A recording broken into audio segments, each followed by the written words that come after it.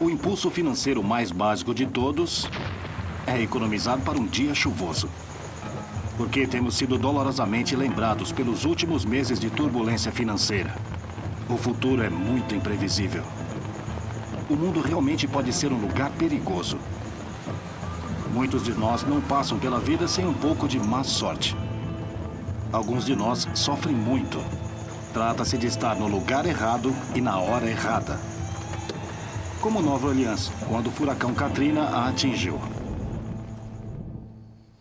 A questão é, como devemos lidar com os riscos e as incertezas do futuro? Deve ser um ônus do indivíduo para se prevenir contra desastres? Devemos ser capazes de confiar na caridade voluntária de nossos companheiros seres humanos quando uma calamidade acontece? Ou deveríamos ser capazes de contar com o Estado, ou em outras palavras, com a contribuição obrigatória de nossos colegas contribuintes para nos salvar quando uma enchente vier?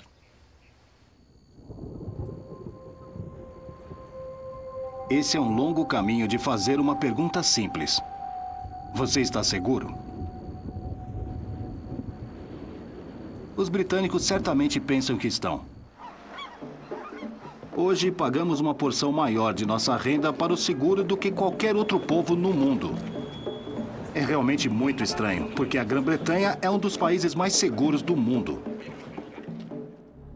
A luta para superar o risco tem sido um constante tema da história do dinheiro, da invenção do seguro de vida por 2 clérigos escoceses beberrões, da ascensão e queda do estado do bem-estar, do crescimento explosivo dos fundos Ed e seus proprietários multibilionários. No cerne da nossa luta com o risco está um conflito insolúvel.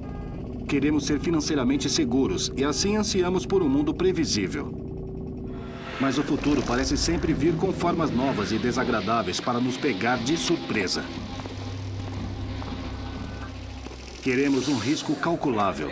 Estamos presos com incerteza aleatória.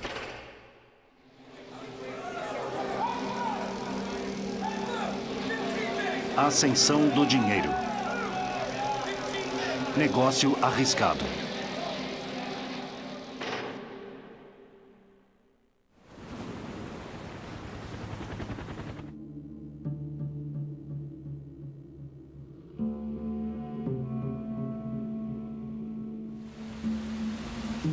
Quando o furacão Katrina atingiu Nova Orleans na última semana de agosto de 2005, causou morte e destruição.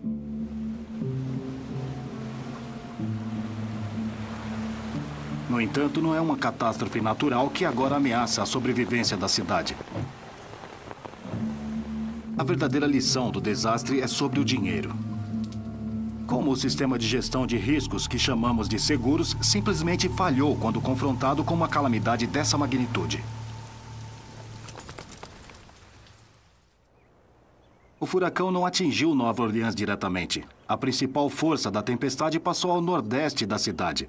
Mas logo que os moradores deram um suspiro de alívio, a catástrofe real começou.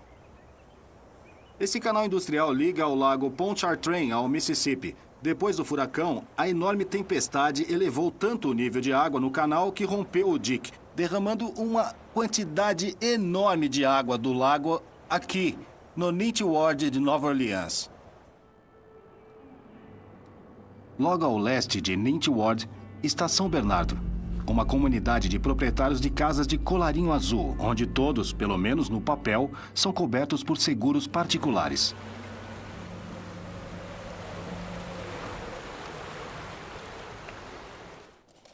O conselheiro Joe de Fata se recusou a deixar a cidade e ficou durante a tempestade.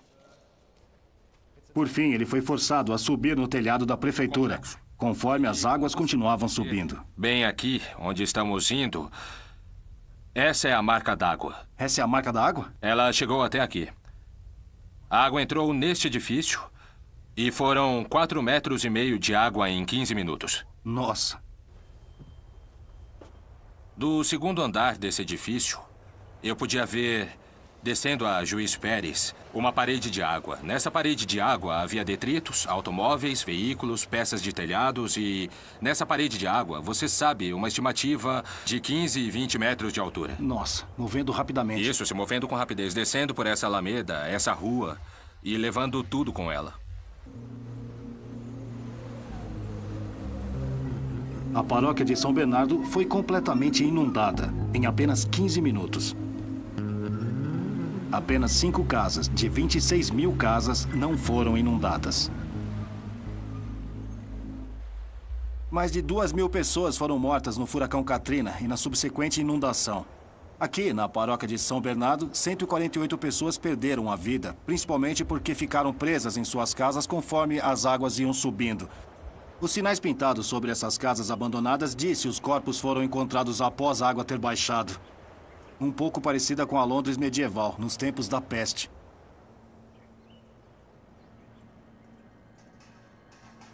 No entanto, 3 anos mais tarde, não é uma inundação ou praga que está matando Nova Orleans. Uma dura realidade financeira surgiu. As pessoas não podem viver mais aqui porque não podem assegurar suas casas. O homem fez de sua missão mostrar os limites do seguro privado, quando se trata de uma crise muito grande.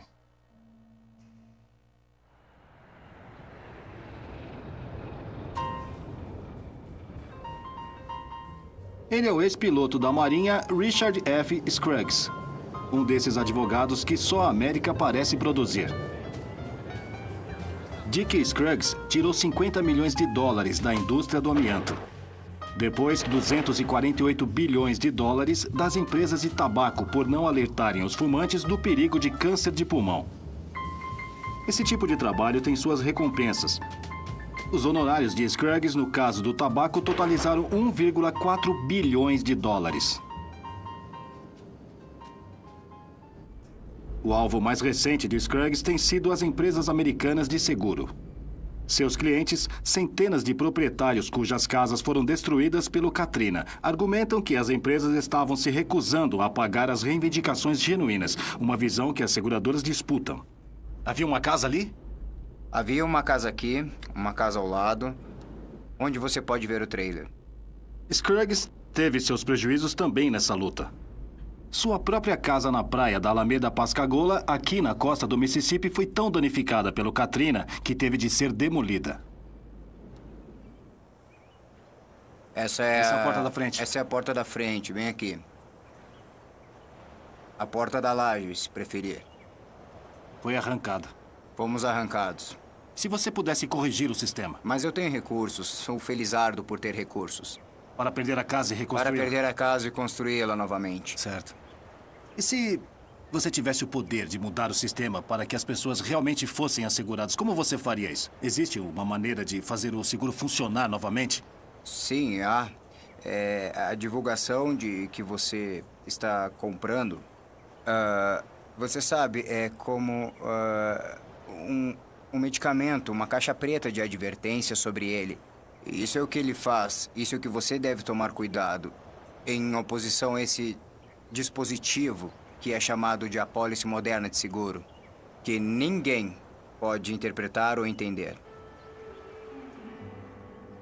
Era como se as seguradoras estivessem bem e fossem genuinamente sovinas. Uma das maiores seguradoras da América entrou em acordo com centenas de casos apresentados por Scruggs, em nome dos clientes cujos pedidos foram rejeitados. Mas nessa batalha amarga de altos riscos, as seguradoras riem por último. Depois de vencer os casos, Scruggs foi condenado e sentenciado a 5 anos por tentar subornar um juiz e influenciar a distribuição de honorários advocatícios. As grandes seguradoras responderam ao peso das reivindicações pós-Katrina, declarando que as partes afetadas da costa do Golfo são uma área sem cobertura do seguro.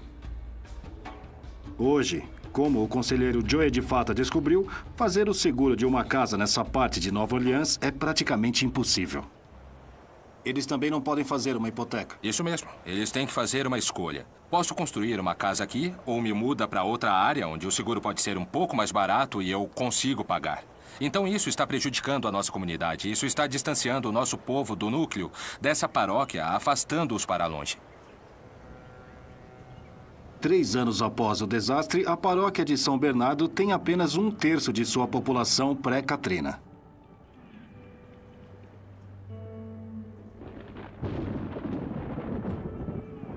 Claro, a vida sempre foi perigosa. A verdadeira lição do Katrina, ou de qualquer grande desastre, é que mesmo quando pensamos que estamos protegidos contra riscos, às vezes não estamos. Mesmo fazendo muitos créditos de seguros modestos, isso pode gerar mais problemas do que soluções. Isso deixa você se perguntando por que se preocupam em gastar tanto com apólices de seguro a cada ano? De onde vem esse estranho hábito? Poupar para o dia chuvoso, no sentido proverbial, é o primeiro princípio do seguro.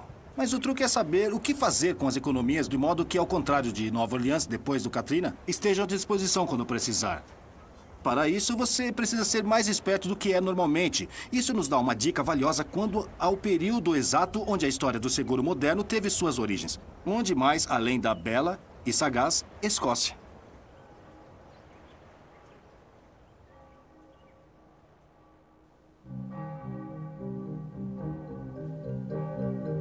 Dizem que os escoceses são pessimistas. Talvez seja o tempo, todas essas centenas de dias chuvosos. Talvez sejam os intermináveis anos de decepção esportiva. Ou talvez o período calvinista que enfrentamos no tempo da Reforma. Certamente 2 ministros da Igreja da Escócia que merecem o crédito pela invenção do primeiro verdadeiro fundo de seguro por volta de 1744, perfilando uma indústria de bilhões de libras.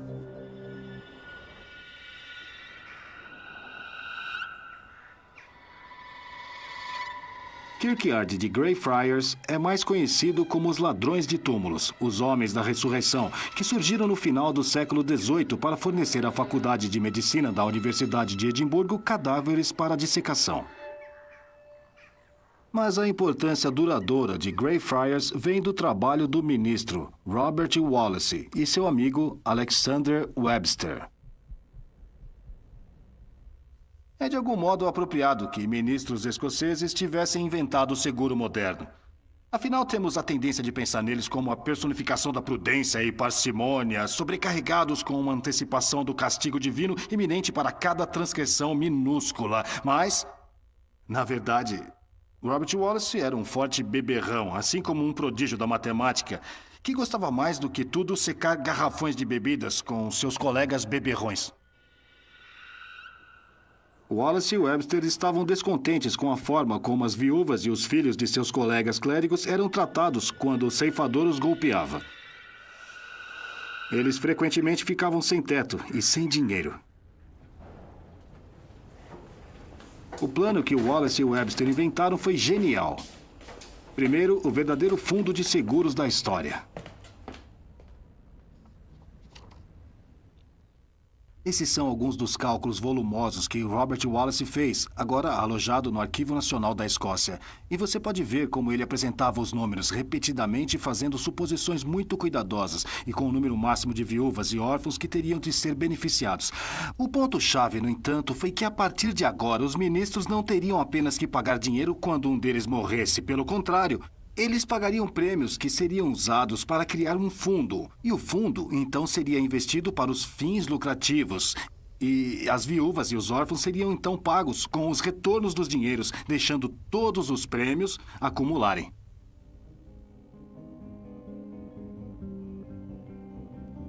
Tudo o que era necessário para que o esquema funcionasse era uma projeção exata de quantas viúvas e órfãos provavelmente haveria no futuro. Um cálculo que Wallace e Webster fez com extraordinária precisão.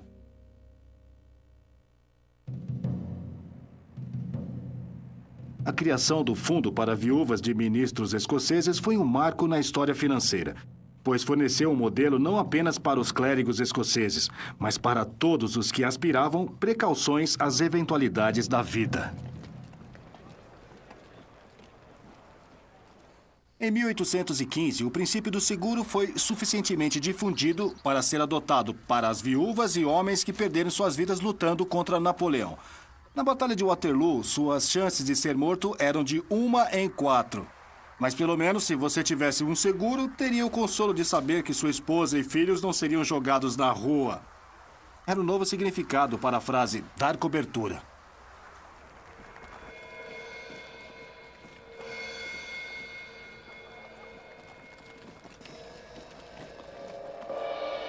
O fundo dos ministros escoceses cresceu para as viúvas escocesas mundialmente famosas. Mesmo romancistas não reconhecidos pela sua prudência financeira podiam participar.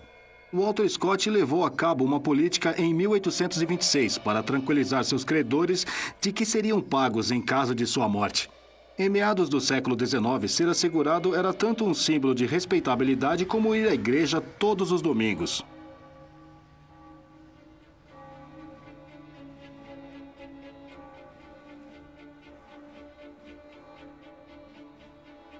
O que ninguém previu em 1744 foi a de que os cálculos cuidadosos de 2 ministros escoceses iria se transformar na atual e enorme indústria de seguros.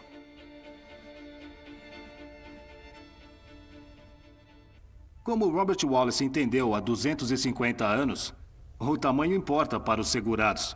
Porque quanto mais as pessoas estão pagando para o fundo, mais fácil se torna, pela lei das probabilidades, prever quanto terá de ser pago a cada ano. Embora nenhuma data de morte de um indivíduo possa ser conhecida antecipadamente, os atuários podem calcular a expectativa de vida provável de um grande grupo de indivíduos com uma precisão bastante surpreendente.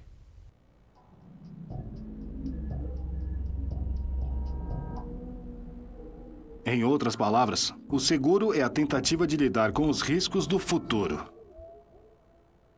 E se isso acontecer, você estará seguro em primeiro lugar.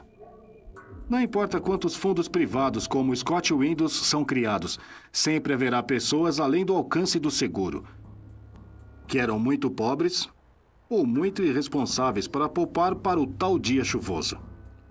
A sorte dos pobres era, por sua vez, muito dura, ou dependiam da caridade privada ou do duro regime de reformatórios como esse, normalmente austeros, aqui no coração de Edimburgo.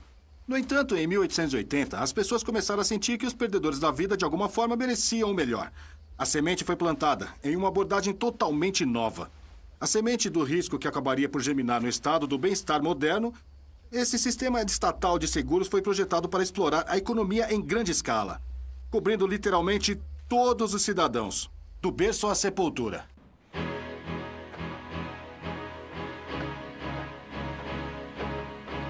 No entanto, enquanto tendemos a pensar no estado do bem-estar como uma invenção britânica, de fato a superpotência do bem-estar do primeiro mundo foi o Japão.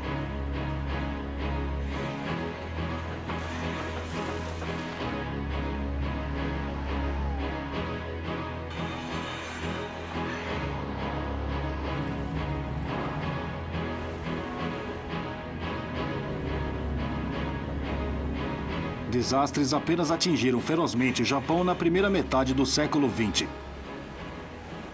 Em 1923, um grande terremoto devastou Tóquio. Como em Nova Orleans, as apólices de seguro particulares acabaram valendo mais a pena do que o papel em que eram impressas. Uma nova ideia começou a surgir no Japão, de que o Estado deveria cuidar do risco. Mas isso deveria ser a proteção do Estado aliada à ambição imperial. Os japoneses criaram um Estado-providência. E fizeram isso para promover a guerra.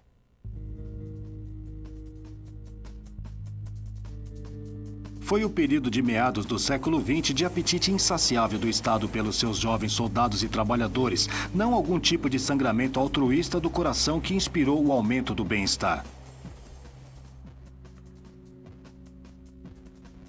O programa de saúde do Estado iria garantir uma população mais apta e uma fonte constante de recrutas saudáveis para as forças armadas do imperador, para lhe entregar um império.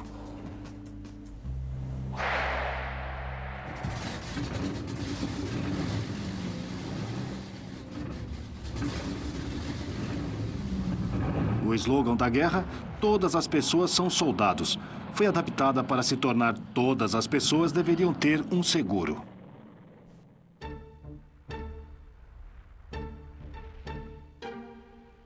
O único problema era que o Japão tinha ido para a guerra com a colossal economia do mundo, os Estados Unidos.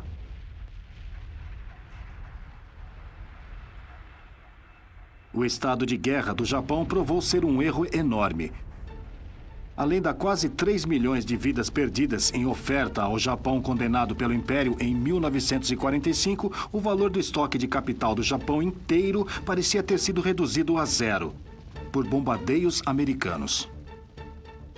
Cidades construídas em grande parte de madeira foram incineradas. Quase um terço da população urbana perdeu suas casas.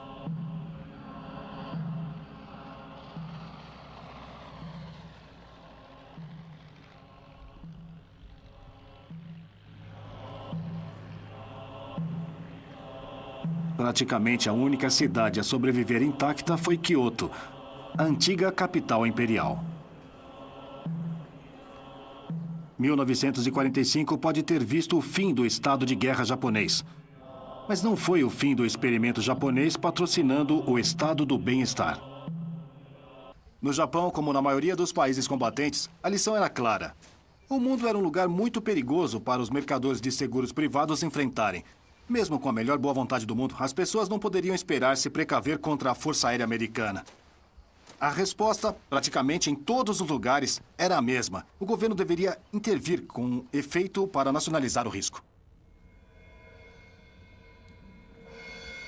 Talvez o subsistema mais familiar do bem-estar, como o do berço ao túmulo, também nascido nas ruínas da guerra, foi concebido pelo economista britânico William Beveridge. Quando os japoneses criaram seu próprio sistema do bem-estar abrangente em outubro de 1947, o seu Comitê Consultor de Segurança Social recomendou o que equivaleria a Bevaride no Nihonhan, Bevaride para os japoneses. E ainda assim, eles foram ainda mais longe do que tinha a intenção de Beveridge. Com essa cópia do seu relatório aqui na biblioteca do Parlamento Nacional Japonês, deixava claro. Ele pediu ao governo para prover contra todas as causas da pobreza, doença ou lesão, deficiência, a morte, parto, famílias numerosas, velhice e desemprego. Seja qual for a razão, aos necessitados seria garantido o mínimo padrão de vida, através da assistência nacional.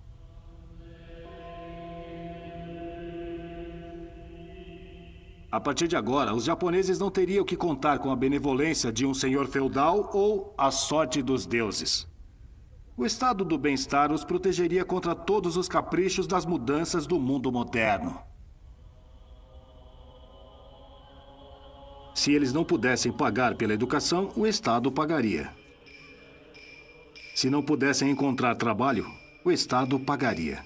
Se estivessem muito doentes para trabalhar, o Estado pagaria. Quando se aposentassem, o Estado pagaria. E quando finalmente morressem, o Estado pagaria aos seus dependentes.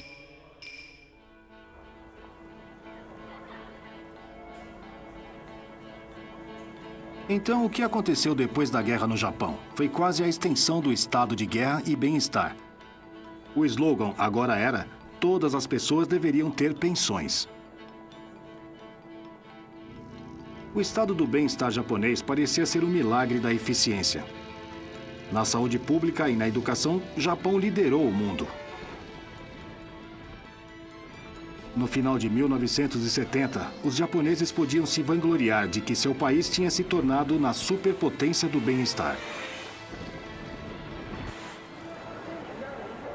Numa realidade assim, o estado do bem-estar parecia fazer muito sentido. O Japão tinha conseguido segurança para todos e a eliminação do risco, enquanto que, ao mesmo tempo, crescia tão rapidamente que, em 1968, tinha a segunda maior economia do mundo.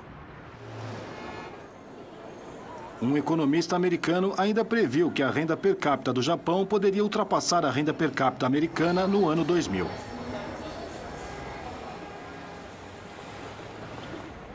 O bem-estar estava funcionando onde a guerra não tinha conseguido tornar o Japão a melhor nação. As características chaves acabaram sendo não um império estrangeiro, mas uma rede de segurança doméstica. E ainda havia um problema, uma falha fatal no projeto do bem-estar do pós-guerra. Será que foi isso que levou ao fracasso da realização dessas previsões de triunfo do Japão?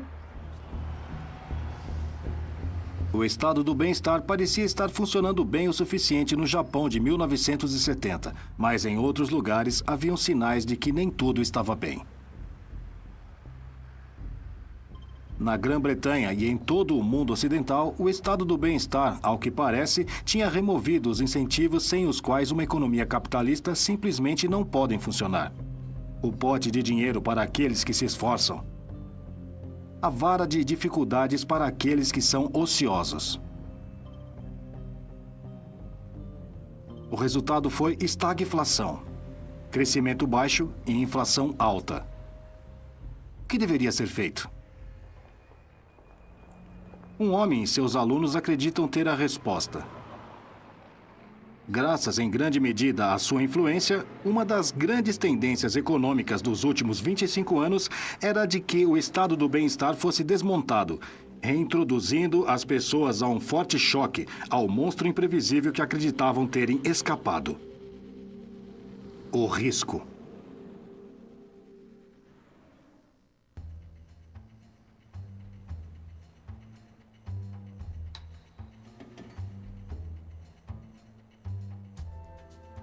Em 1976, um diminuto professor chamado Milton Friedman, que trabalhava aqui na Universidade de Chicago, ganhou o Prêmio Nobel de Economia. Milton Friedman conquistou seu lugar no Hall da Fama da Economia reafirmando essa simples equação. MV é igual a PQ, onde M é a oferta de dinheiro, V é uma velocidade na qual circula, P é o nível de preços e Q é a quantidade de gastos. A observação de Friedman era simples. Se a oferta de moeda subir, assim subia o nível de preços. Daí a teoria quantitativa da moeda. Mas você precisa de muito mais do que um pedaço de giz e um quadro para responder à segunda questão crucial da carreira de Milton Friedman. O que havia de errado com o estado de bem-estar? No Chile, ele encontrou o laboratório perfeito para testar suas teorias.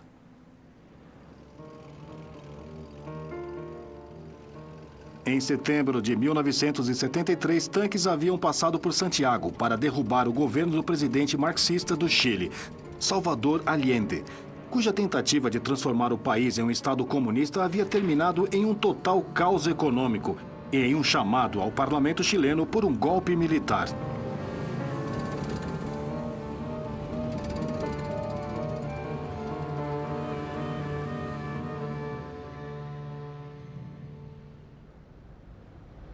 Lá em cima, na varanda do Hotel Carrera, opositores do regime de Allende comemoravam com champanhe, enquanto jatos da Força Aérea voavam em cima para bombardear o Palácio de La Moneda.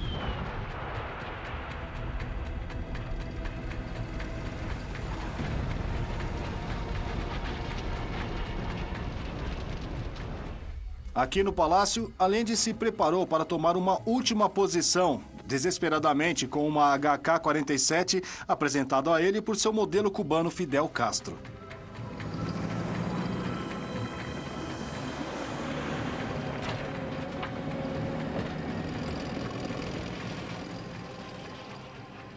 Olhando para fora da janela do palácio e vendo os tanques literalmente rolando, Allende percebeu que estava tudo acabado para o seu sonho de um Chile marxista. Encurralado aqui, no que restava dos quartos presidenciais, ele tomou a decisão de atirar em si mesmo.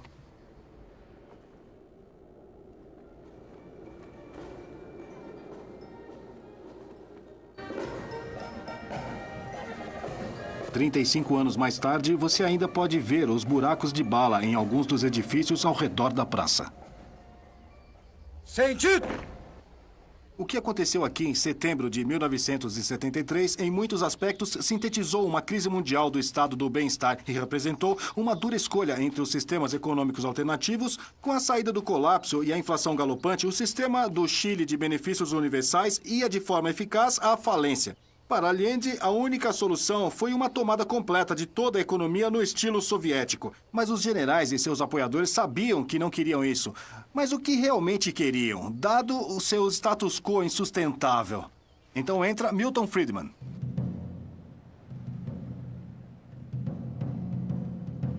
Em março de 1975, Friedman voou de Chicago para o Chile para responder a essa pergunta. Atenção!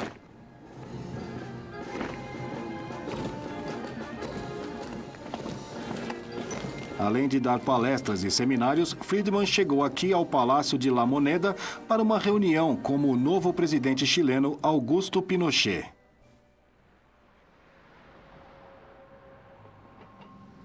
Friedman passou 3 horas e 45 minutos com Pinochet, o incentivando a reduzir o déficit orçamental que tinha identificado como a causa principal da inflação monumental do Chile.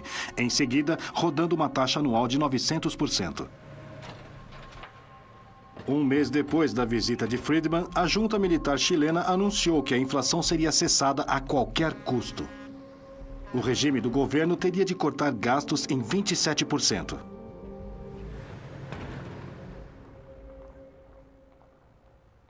Esse problema da inflação não tem origem recente. Surgiu a partir de tendências para o socialismo, que começaram 40 anos atrás, que chegou a um clímax terrível no regime de Allende.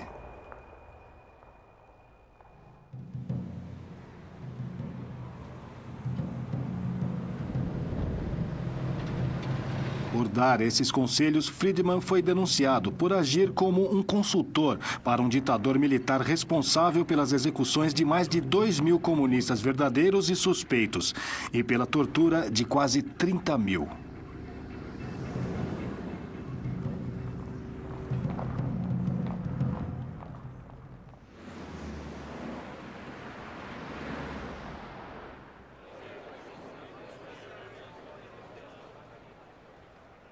O papel de Chicago no novo regime chileno, entretanto, consistiu em mais do que apenas uma visita de Milton Friedman. Desde 1950, houve um fluxo constante de brilhantes economistas jovens que saíam desse lugar, a Universidade Católica em Santiago, para estudar em Chicago. E eles voltavam convencidos da necessidade de equilibrar o orçamento, apertar a oferta de dinheiro e liberar o comércio. Esses foram os Chicago Boys, os soldados de Friedman. Ainda assim, o mais radical sobre suas ideias foi além do que Friedman havia recomendado a Pinochet. Atingiu uma escala completa de reversão do estado do bem-estar. A Revolução Econômica Conservadora não começou na Grã-Bretanha de Thatcher ou na América de Reagan. Começou aqui, no Chile. O cérebro por trás desse ataque desmantelado ao estado do bem-estar era um jovem economista chamado José Piñera.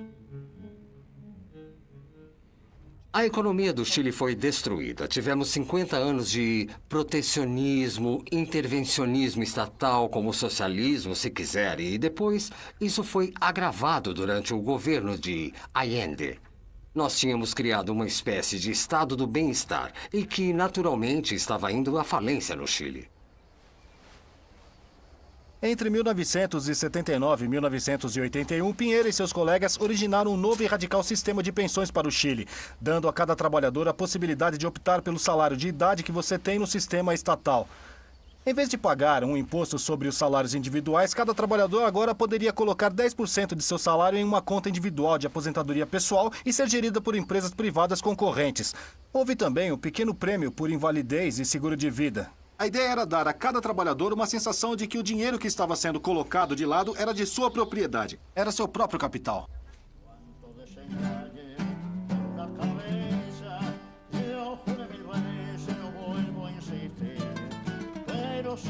Piñera apostou.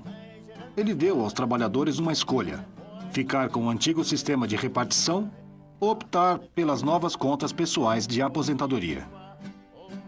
Valeu a pena. Convencido pelo argumento de Piñera, 80% fez a mudança para um plano de previdência privada. Valeu a pena? Valeu a pena o grande compromisso moral que os rapazes de Chicago e o homem de Harvard fizeram quando criou o laço com a ditadura torturadora e assassina? Bem, a resposta a essa pergunta depende muito se você pensa que suas reformas ajudaram a pavimentar uma forma pacífica de voltar para a democracia sustentável no Chile. Para mim, eu acho que valeu.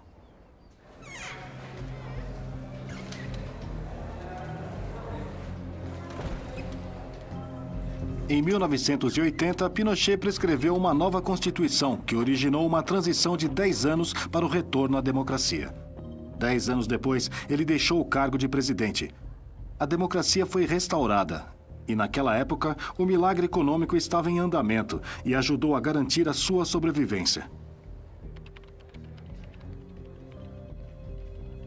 Para a reforma das pensões, não só criou uma nova classe de proprietários, cada um com seu próprio fundo para a aposentadoria, também deu à economia chilena um enorme tiro no braço.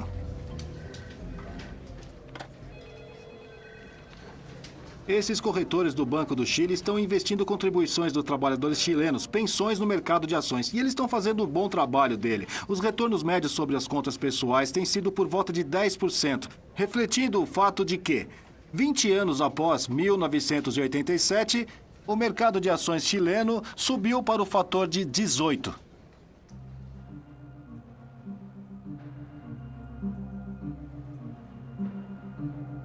Existe uma desvantagem para o sistema, com certeza.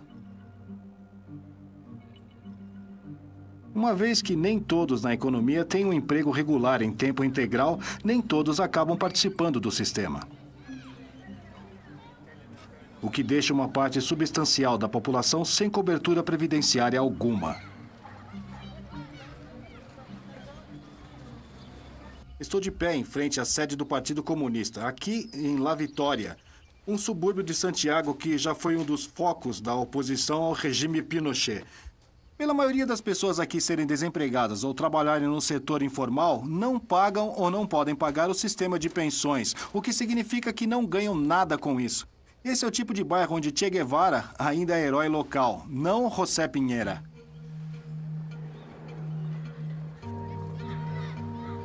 As pessoas pobres do Chile podem não ter um plano de previdência privada e podem ter que se contentar com uma esmola insuficiente do governo durante sua velhice. Mas até mesmo eles se beneficiam com um rápido crescimento econômico do Chile. O crescimento representa uma diferença na vida em tudo. A taxa de pobreza no Chile diminuiu de cerca de 50% para 13%. Portanto, esse foi um enorme sucesso e a reforma das pensões tem sido um elemento fundamental. A melhora do desempenho econômico do Chile desde a reforma dos Chicago Boys é realmente algo muito difícil de discutir. Nos 15 anos anteriores à visita de Milton Friedman, a taxa de crescimento aqui era os míseros 0,17% ao ano. Aos 15 anos seguintes, aumentou para o fator de cerca de 20%. A taxa de pobreza aqui é de 15%, em comparação com 40% do resto da América Latina. E quando você olhar para o novo distrito financeiro de Santiago, você pode ver que a reforma previdenciária chilena tem sido muito imitada em toda a região e também pelo mundo todo. Para a britânica Margaret Thatcher, o presidente do Chile e o professor de Chicago foram heróis que demonstraram que apenas revertendo o estado do bem-estar, os governos poderiam reviver o crescimento econômico. No entanto, um país onde essa receita não foi tentada é o país que mais precisa. O Japão. A superpotência do Estado japonês do bem-estar foi tão bem sucedida que a expectativa de vida por volta de 1970 era a mais longa do mundo.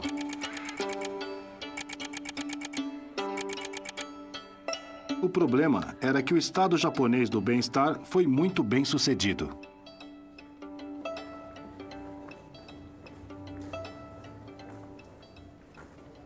Hoje, os programas executados aqui no Ministério do Bem-Estar do Japão contam com um número cada vez menor de trabalhadores ativos para sustentar uma população sempre crescente de aposentados. Em 1960, havia algo como 11 trabalhadores ativos para cada pessoa aposentada. Mas por volta de 2025, esse número poderia ser reduzido a 2. Em outras palavras, haverá um pensionista idoso para cada 2 burocratas que trabalham aqui no Ministério. Em apenas 30 anos, o custo das prestações sociais aumentou em relação à renda nacional do Japão por um fator de 4. Hoje, praticamente todas as sociedades de seguro de saúde do Japão estão em déficit e os fundos de pensão estão quase sem dinheiro também. O estado do bem-estar japonês, uma vez tão grandioso, está ameaçando falir o país.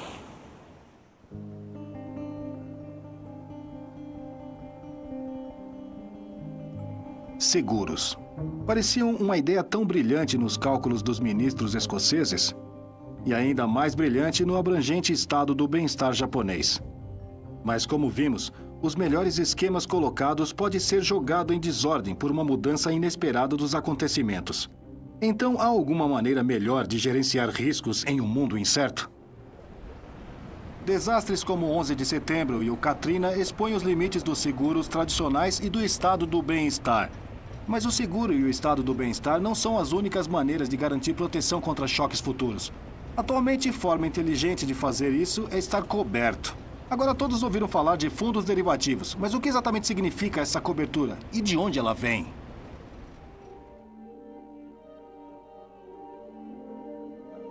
Para a maioria de nós, fundos de derivativos são um mistério, mas a única coisa que sabemos é que eles podem torná-lo estupendamente rico. Um gestor de fundo de derivativos de enorme sucesso pagou $60 milhões por esse Cezanne. Ele também é dono desse Degas. Não esquecendo de mencionar um Jasper Jones, pelo qual pagou $80 milhões. Ele também doou centenas de milhões de dólares para a caridade.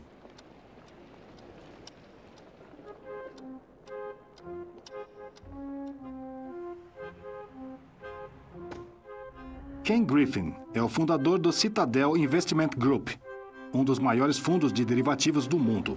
No ano passado, ele trilhou seu caminho através da crise de crédito com tanto sucesso que foi capaz de pagar a si mesmo mais de $1 bilhão. Para a maioria de nós, o risco é assustador. Mas toda a vasta riqueza de Griffin veio porque ele encontrou uma forma de gerenciar os riscos com uma mistura de precisão matemática e intuição brilhante.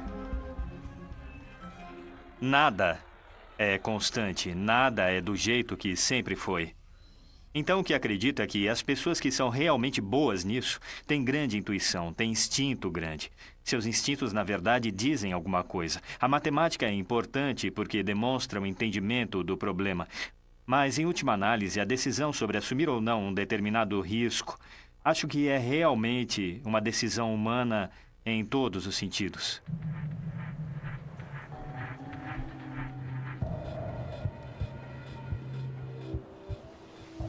As origens dos derivativos, muito apropriadamente, são agrícolas. Para um agricultor, nada mais importante do que o preço futuro de suas safras depois de ter sido colhida e trazida para o mercado. Mas isso pode ser mais elevado ou muito mais baixo do que o esperado. Um contrato de futuros permite que ele se proteja, comprometendo um comerciante a comprar a colheita quando ela é colocada no mercado a um preço acordado quando as sementes estão sendo plantadas. O agricultor recebe um piso baixo do qual o preço não pode descer. O comerciante recebe um limite acima do qual ele não pode subir. Ao assinar um contrato de futuros, tanto o agricultor quanto o comerciante têm suas apostas cobertas. Ambas as partes estão em melhor situação e, devido a isso, o mundo todo fica muito melhor. Estimula a formação de capital, estimula o investimento, incentiva as pessoas a fazerem o que precisa ser feito para tornar o mundo um lugar melhor. Com o desenvolvimento de um contrato de futuros padronizado, normas acordadas de uma câmara de compensação efetiva, o primeiro verdadeiro mercado de futuros nasceu. Seu local de nascimento foi aqui na Cidade dos Ventos, Chicago. Após o câmbio de futuros da cidade ter sido criado em 1874, as commodities de derivativos se tornaram a prática padrão. O passo seguinte foi um tipo condicional de futuro para evoluir: a opção. Alguns desses realmente são o equivalente financeiro à ciência nuclear, mas o princípio é simples. Por derivarem de ativos subjacentes, todos os contratos de futuros são conhecidos como derivativos, mas um tipo ainda mais inteligente de derivativo é uma opção. O comprador de uma opção tem o direito de dizer que vai comprar um barril de petróleo por $120 no período de 1 ano. Agora, se o preço do petróleo sobe para $150 por barril, então a opção é em dinheiro. E o cara inteligente tem um lucro de $30. Mas se isso não acontecer, se o preço do petróleo continuar o mesmo ou não diminuir, na verdade, ele não está sob nenhuma obrigação de seguir com o negócio. Tudo que ele tem que fazer é amortizar o custo da opção por si mesma. Bem, é pela compra e venda de complexos derivativos inteligentes como opções que Ken Griffin se tornou um bilionário. Em teoria, derivativos oferecem uma nova maneira de se proteger contra um futuro incerto. Uma maneira muito mais inteligente do que o velho e chato seguro. E muito mais rentável. Na última década, os derivativos pareciam dominar o mundo das finanças. Até o final de 2007, o valor nacional de todos os contratos de derivativos chegou a um escalonamento de 596 trilhões de dólares. Isso é 43 vezes o tamanho da economia americana.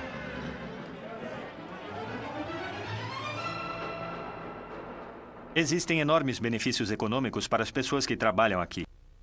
20 bilhões de dólares nas mãos de 1.000 pessoas. É realmente um fenômeno do século XXI. Há 50 anos isso nunca acontecia. Há desvantagens para os derivativos também. Quando o investidor bilionário Warren Buffett descreveu derivativos como armas financeiras de destruição em massa, ele profetizou a queda da gigante seguradora americana AIG, cuja sede europeia está atrás de mim. Trazida ao chão não por vender apólices de seguro, mas pela venda de derivativos que explodiram em seu rosto.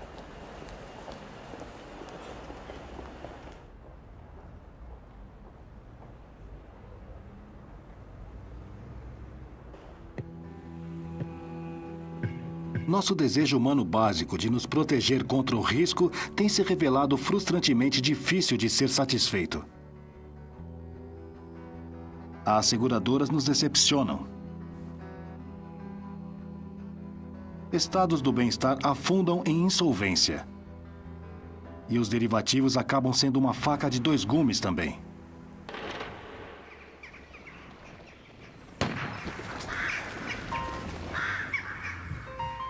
Assim, para muitas famílias, prover para o futuro agora toma uma forma muito simples. Um investimento em uma casa. O valor deve se manter subindo até o dia em que os chefes de família se aposentarem. Se o plano de pensões ficarem muito baixos, não importa.